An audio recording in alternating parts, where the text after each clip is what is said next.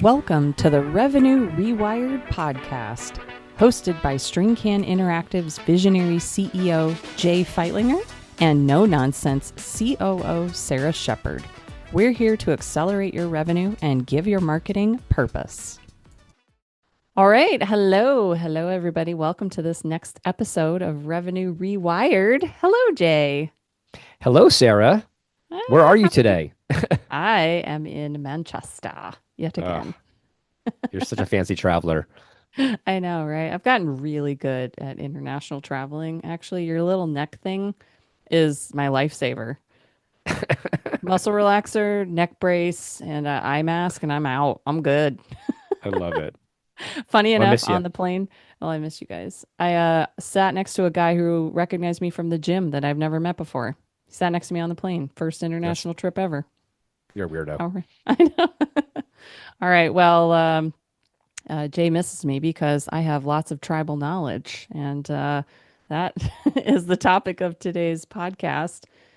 Tribal knowledge is killing your revenue. And we know that might be a bit aggressive in our topic title, but it's kind of true. Between Jay and I, we have many, many years of experience in businesses. And oddly enough, tribal knowledge is something that builds from day zero, right, Jay? Like you just don't realize, I think, until it's too late, how much tribal knowledge you might have in your organization. Um, just curious, when was it that you might have realized in one of your maybe past businesses, I'd bet maybe earlier than StringCan, when you thought, wow, tribal knowledge is like a thing. This is dangerous. Well, I think when I recognized it was I think when I was disappointed in our performance, and less this business, but more in the past ones, where I just assumed that everyone's a mind reader. And so I have a very unique way of how I want to run an organization and talk to current and potential clients. And I just assume that everyone just talks the same way. And then when I would hear feedback from not only staff but also clients about the experience being so different between working with me versus working with somebody else, that was very concerning to me. Um, and I think it's just hard because obviously everyone has their own unique personality. And so I think I quickly realized that, expecting people to act like you, like a clone, is just not realistic. But what I think is possible is you could, I think, teach people, your unique way of doing things and why, like almost like explaining like how the sausage is made. And I have found that, when we've done that at StringCan, the expectations or the desired outcomes are often met a lot better than not having, detailed explanation regarding, who, what, why kind of stuff and explaining the vision around how we want to, have the experience be working with us. Yeah, and what's interesting is I don't think that this issue applies to any particular job title or department. I think it really is kind of this insidious thing that can hang out and happen to anyone at any time in the organization, whether someone gets sick and you don't realize how much information they had that they did not document or share with anyone else, like how to log into a certain system. And unfortunately, things like that really expose vulnerabilities inside your organization in terms of knowledge, process, consistency. And I think that those exposures really frighten people, and it makes them feel like, wow, shoot, I really messed up. This is going to be a lot of work to fix it, because there's Yeah. always that person, right? Go ahead. Well, I was just gonna say is, again, I know I'm a very strange, odd bird. But when people, get sick or unfortunately we part ways with a team member, that's when I think it becomes so obvious where we have some significant gaps. And obviously when that happens, it's super stressful trying to, reverse engineer whatever was going on because you never want a customer to experience any kind of pain because you had an internal change. But I think once you get through, like, oh, shoot, we've got to solve this thing that was literally sitting in somebody else's head, I think it helps you realize where you had gaps that you didn't realize you had. And so I think what I love about us is that, gosh, for 15 years, it never, I guess, continues to surprise me is how often we think we're so buttoned up, and then something happens where a team member gets sick, and it's like, oh my goodness, like this littlest things, it just causes so much unnecessary stress. And so I just am a huge believer in, if you're going to do something more than one time, you have to find a way to document it. I feel like then, if it's used and hopefully looked at and leveraged, I feel like it makes your company so much more scalable. Yeah, and Dan Martell did a great job in his book Buy Back Your Yep. Time of explaining Great that, book. that yeah, and I mean, not a lot of what's out there in terms of business books are just groundbreaking ideas, but everyone does their own unique way of explaining something that's mm, more accessible than maybe a different way you've heard it. So for me, Dan was saying like just break it down into these 5-minute clips, these videos, and help the other person that you're trying to train understand in bits. And so I think SOPs and documentation drive people crazy. There are businesses out there that strictly exist just to help you create them because it's so Hmm. painful. But it also is one of the key pillars in most business operating systems that help drive profitable businesses. Yeah, and I think, And I'll take some blame here, I guess, a little bit, but I think about that to your point just now. I was reflecting on it, prior to you joining this business. I mean, I've owned numerous businesses before, and I just continue to forget how important this is. But if you remember when you first started in working with me, I was reluctant to let things go. And I don't know if it was a trust thing. I don't know if it was I'm a control freak. I don't know what the thing was. But I'm like, well, I don't know how to teach you how to do this. And it wasn't just you, but it was everyone in the company. And you're like, just make a video or write a document and just explain how you do it. Or next time you do it, just document it. I'm like, oh. And I think to your point just now, with Dan Martell, I just wish I read his book, in the first couple years of launching this company. 'Cause I feel like we'd be even farther ahead than we are now. And obviously we're doing great, but I just feel like we'd be doing even better because what I have found is over the last couple years, the the smarter and more efficient I delegate stuff off my plate, it allows me to, use my time to really help elevate things in a much better way. And I'm not so down in the weeds. It's like that whole thing about like working on the business versus in the business. I really do credit, a big part of why we're doing so well tied to how process driven we are and how good we are at documenting all this stuff. And I really appreciate your way of thinking about it because it has been super helpful. But you obviously know, like in the past, I always would complain because I'm like, oh my gosh, writing out these huge documents to explain stuff just is really hard. And you're like, I'll never forget when you're like, stop it, just make a quick video. And I'm like, I can make a video? And that is where I think I saw the power where the SOPs don't have to be these 45-page documents that no one's going to ever freaking read. Like in theory, I've learned over time that you make a quick 3-minute video and write maybe a 2 or 3 page document and you're good.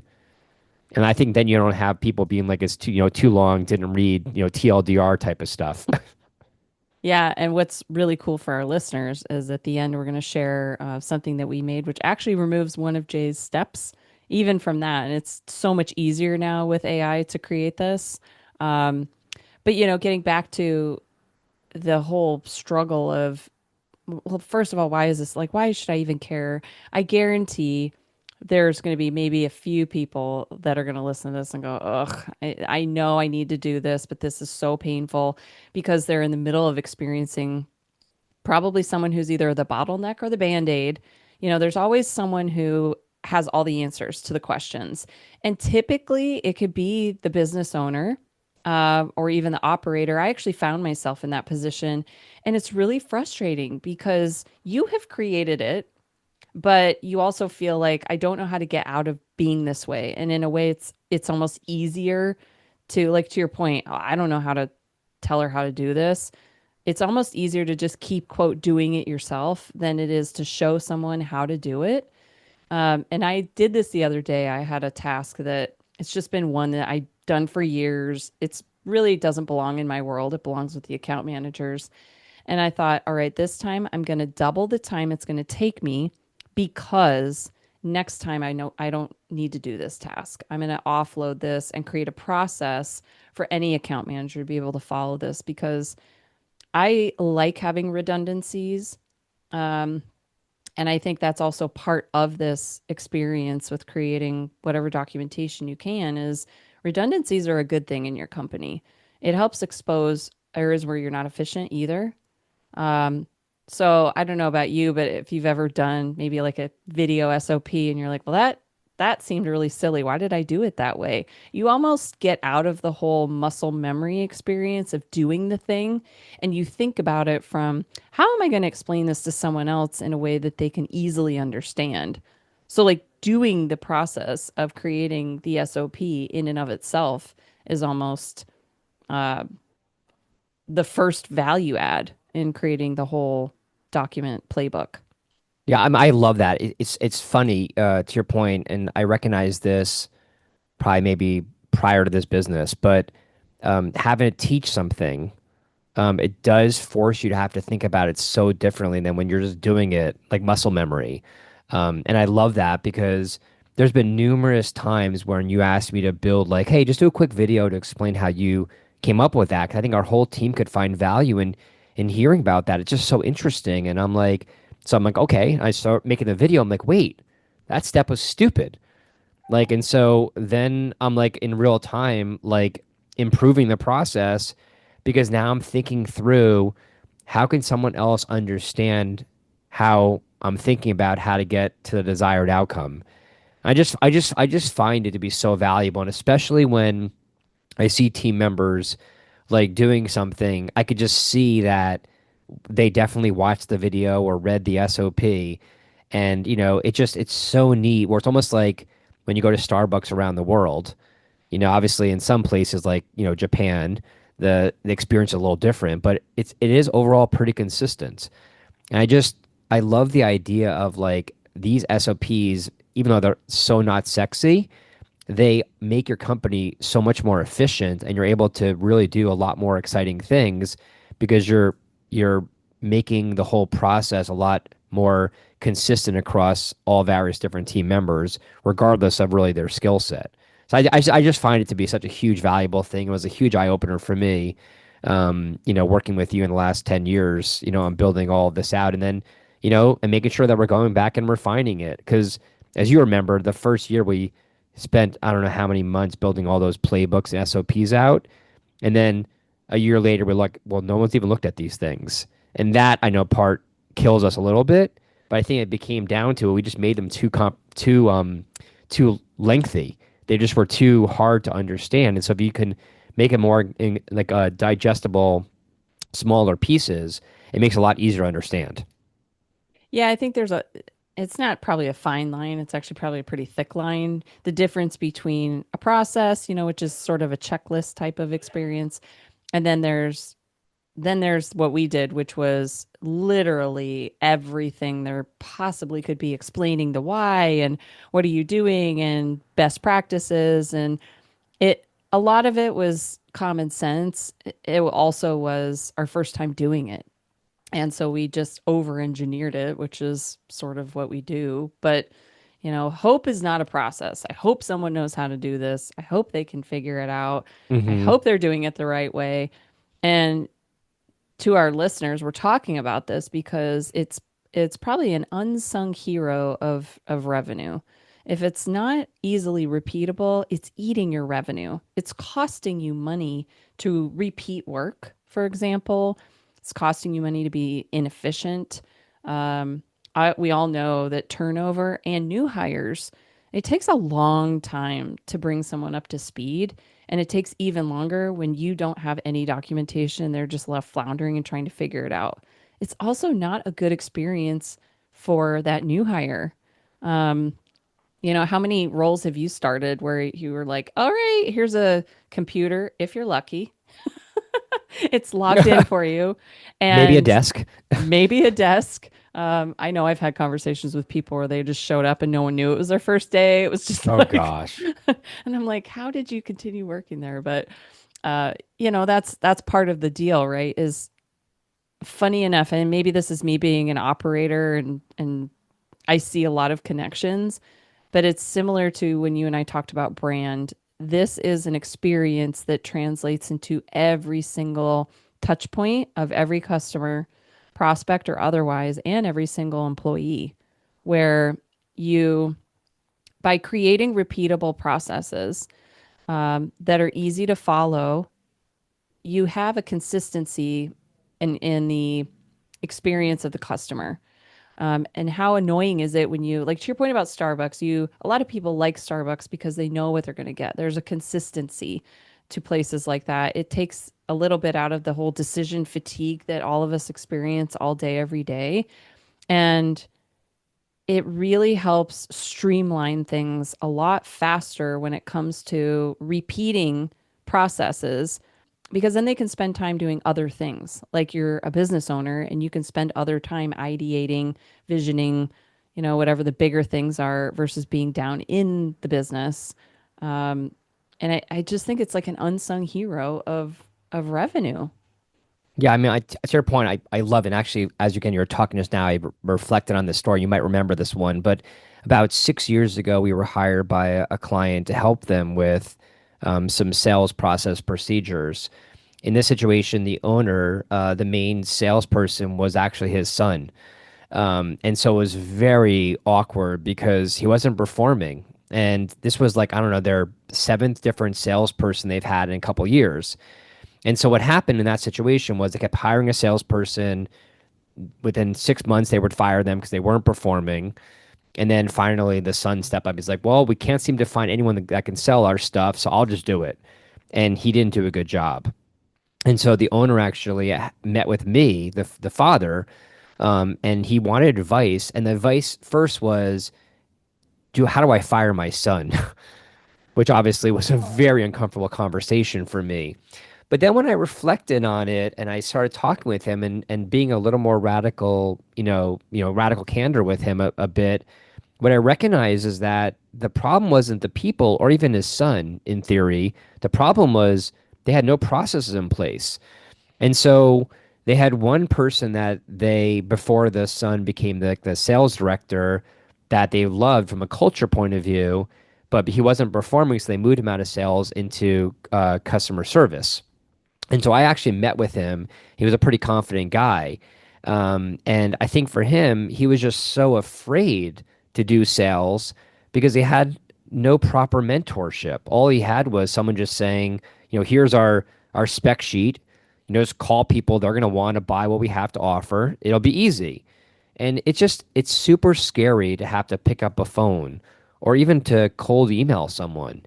And so when I talked with the father about this, we realized that, half the battle is giving people some kind of direction. It's almost like the analogy of like the blank canvas.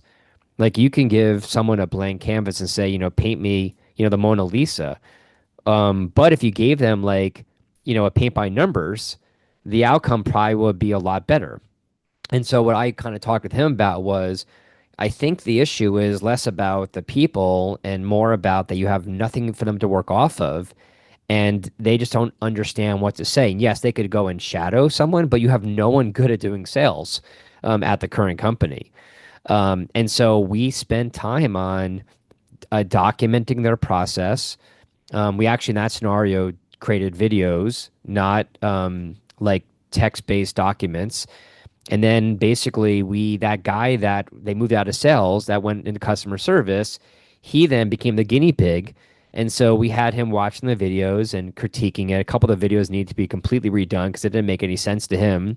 But overall, it made him a lot more efficient at basically communicating the value of the business.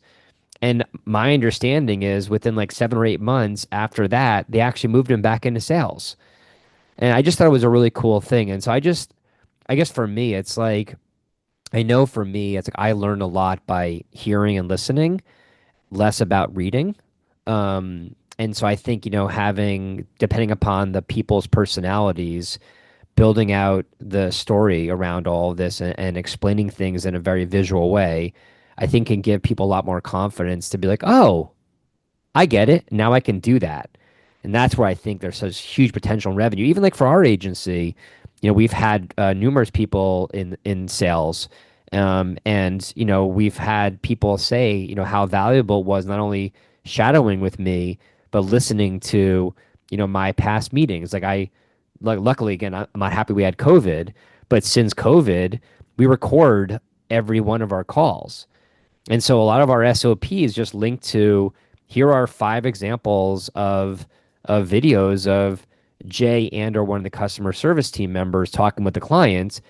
And you can get a lot of gold out of just listening to other people and figuring out how you can leverage that based upon your personality and how to be more efficient in your job. Yeah, there's efficiency and effectiveness are different. And by becoming more efficient, you actually build yourself a step into being more effective.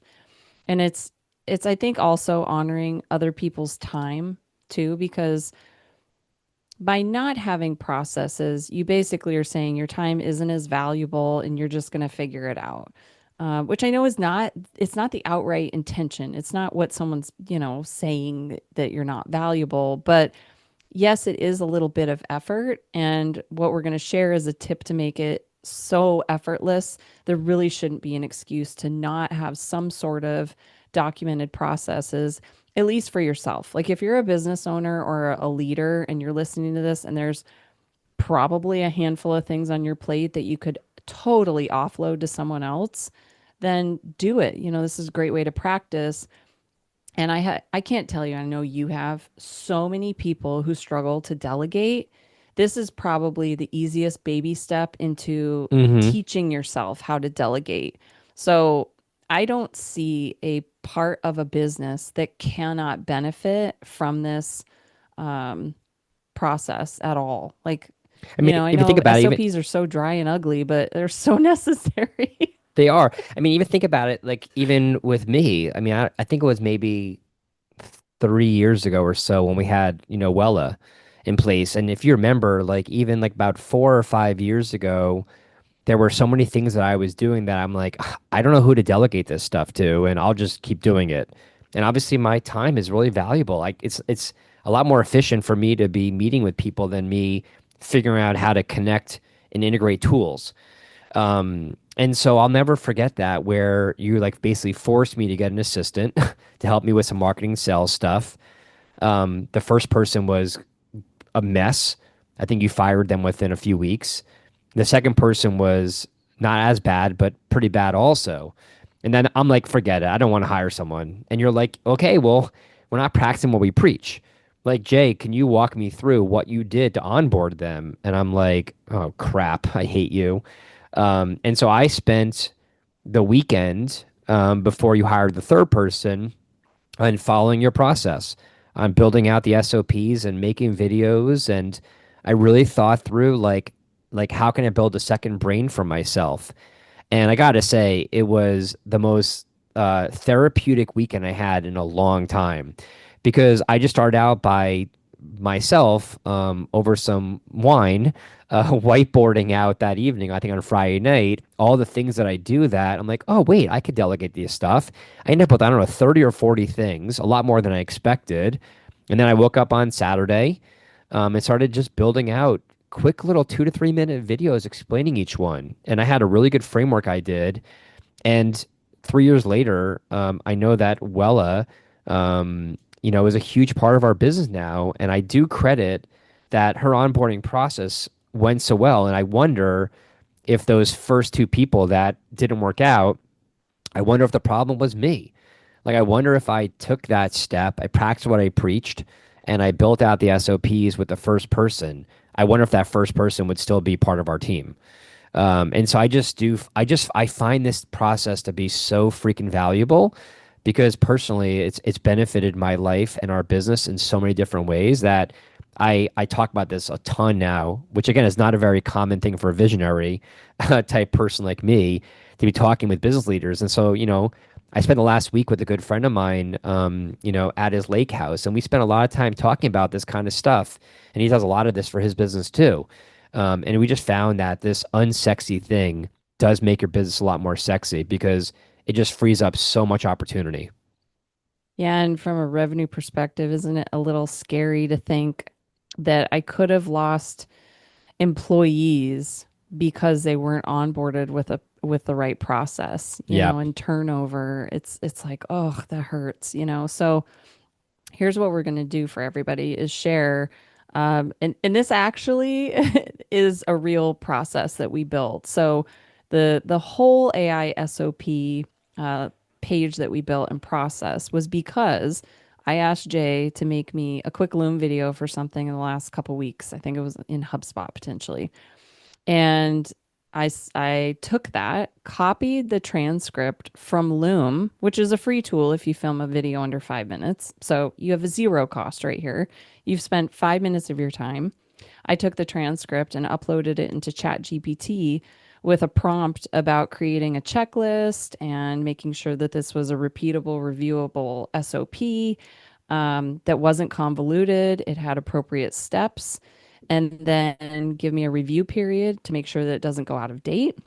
And away we were. So in less than 10 minutes, we had a fantastic process that was not going to die on the vine.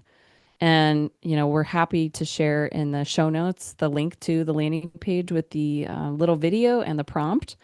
But I can't imagine right now wasting any more time not making SOPs when you have AI to be able to do it for you. Hmm. Like that one document you made for Wella, I think, if I remember correctly, it was a 20-page document on how to manage It your was email. obnoxious. Yep. But it was great because every answer to every question was already in there. And yeah, it took her probably a long time to figure it out and get through it. And that was a huge process, by the way. And you did little videos, but now I think half of that work is already done for you by just taking the transcript, and AI is smart enough to figure out what the steps are. And all you have Yep. to do is say double check. The other thing I want to mention, and you mentioned this the other day on a call, I think it was, one of the best ways for people to understand something is to have to teach it to other people. And so if you have a new process, I'd say test it out by having them create the process for other people. And if they go, gosh, it still doesn't make sense to me, then if they can't teach it, it's not going to work for other people. Yeah, I 100% agree with you. I love that. Well, Jay, I think this was a pretty awesome topic because I love me a good SOP. I did not love you when you made me make all those SOPs, but I see the value of it now, and it's funny I like delegated. You should be proud of me. you did. But you know what? It really made me think about. I used to joke with a couple of other COOs that my efficiency is born out of my desire to be lazy and find a better way. And so by having to make all that stuff, I was like, I got to figure out a better way to do this. Like this can't take 20 minutes. Um, and so I think it is a really valuable thing to put on your leadership somehow, have them figure out a way to get some stuff out of their head, to delegate, create a better cross-trained organization, better onboarding experience, better client experience, and your revenue and your bottom line, your margins will thank you for it. Yeah, I totally agree with you. And I think also to your point, like I mentioned about 10 minutes ago, is I think also having a closed loop on getting feedback because and reflecting it back to the well example with that, that huge 20 plus page document, what I didn't do a great job with in hindsight is asking her for feedback on what I could have done a better job of making it more digestible. I know the videos have been really helpful for her over the last couple of years, but I think in hindsight, I wish that that document I probably broke into smaller SOPs and not one massive, brain dump. But again, you live and learn, and so I think that's why I think it's so exciting is that none of this stuff has to be set in stone. It just to your point that landing page you built out with the AI SOP stuff. I think is a huge, great first step, and then just constantly refine it over time. Yeah, and it's I think better to leave it not vague but more checklisty in a way that's here are the important pieces or milestones of this process because it can allow for freedom of thought and for someone to think outside the box or find a different way. And so there's a little bit of autonomy that kind of gets built into it when it's not so granular. um, But yeah, you can visit the landing page at stringcaninteractive.com/AI-SOP, and we'll put it in the show notes. And But Jay, I, we well, actually, learned one more some comment real valuable fast before lessons. you close. Yeah. Yeah, one more comment, I guess, is that for those that are listening to this, the part that me and Sarah do love, and we've done this now for years, is again, we are very open to having a conversation. So if you're like, I don't know where to start, and this was actually encouraged by my friend who I spent the last week with, um, out of Arizona at his lake property, is a lot of people don't know what they don't know. And I think what we can do is if you want to get in a call with us, again, there's no pitch, no pressure, is we can just talk through like what is the one or two or three things that you could do just to dip your toe in the water. And that's what I think I found for us. I'm so proud of us is that we don't overthink like, oh, we need 6 months to build all this stuff out. Let's just start. It's not going to be perfect, but I think you'll feel a lot better just starting and doing something. And so if you want any help from either Sarah or myself and just brainstorming what are a couple of things you can do to make your life and your team's life and your business better, we are very open and we're very passionate, as you probably could tell, around these kind of topics.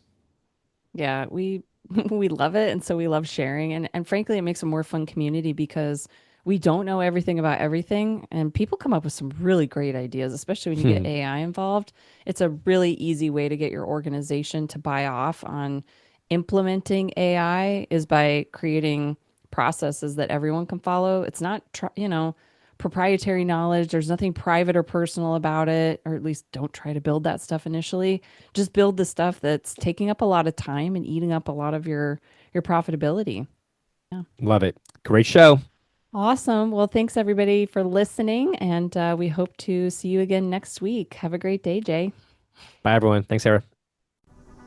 Thanks for tuning in to the Revenue Rewired podcast. Send us your questions to podcast@stringcaninteractive.com and follow us for more insights to drive your business forward.